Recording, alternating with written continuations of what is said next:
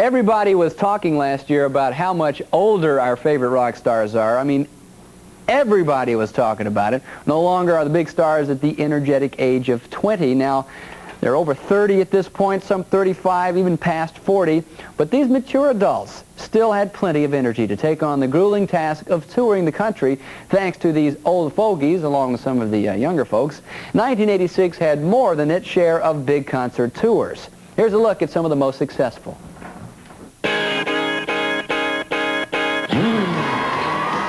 Past years, no one tour dominated 1986. Instead, a series of major artists went out on the road. The biggest winners were ZZ Top, who used Egyptian technology to earn $10 million in June, July, and August. Van Halen packed them in, too, earning $9.5 million on their summer tour. Obviously, fans didn't take long to accept the new Hagerized Halen. 30 seconds into the first song, I got hit with about 20 big giant banners rolled up.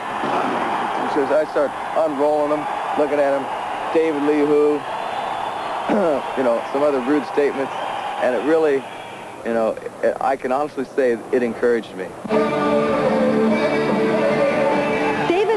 Found plenty of encouragement on his Eat 'em and Smile tour. At 5 months and counting, it was definitely one of the year's longest and craziest, and it was sort of a multi-leveled performance, too.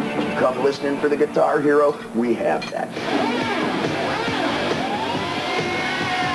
You come looking for dancing feet? We have that. You want Dave close to you? Yes, we have that. That's life. But that's not all. Van Halen and David Lee Roth battled it out on the charts and in the press with a no-holds-barred media feud.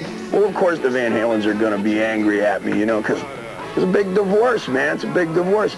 Who came first? Who said the first? You said this about me, and then I said, no, you said it first. It's going to go back and forth, and it reads like wrestling, man. It reads like Hulk Hogan, and it's colorful. And hey, I'll read this stuff. It's colorful. Sammy Hagar, on the other hand, is upset with me because he knows I'm better than he is.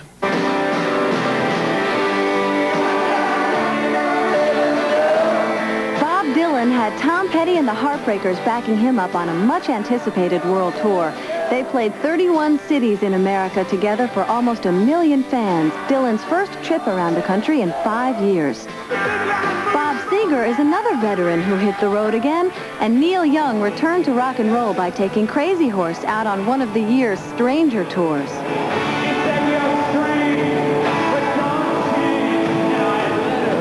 When you hold off from doing something for a long time, it makes it better when you do it. I mean, it's just the same with everything.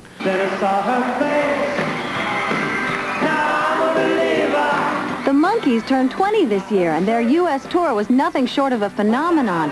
They played almost 200 shows during '86, and one of them made history as long-lost monkey Mike Nesmith rejoined them on stage.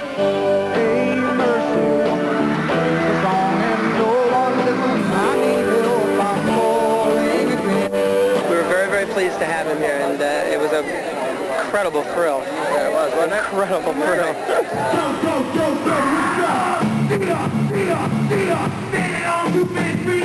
Rap music took over the national spotlight as Run DMC headlined the hugely successful Raising Hell tour. It sold out from coast to coast, and the guys discovered new ways to spend all the money they were making. We made $100,000 in Philly, $100,000, 33. Mercedes-Benz. And this year, you just couldn't keep a good piano man down. Billy Joel crossed the bridge from fatherhood to the stage. Steve Winwood found higher love on his first U.S. tour in 12 years. And Elton John came out of retirement, stunning fans with his energy and his wardrobe. The audience love it, I come on this stuff and they just go crazy. I get a 5-minute standing ovation for the clothes.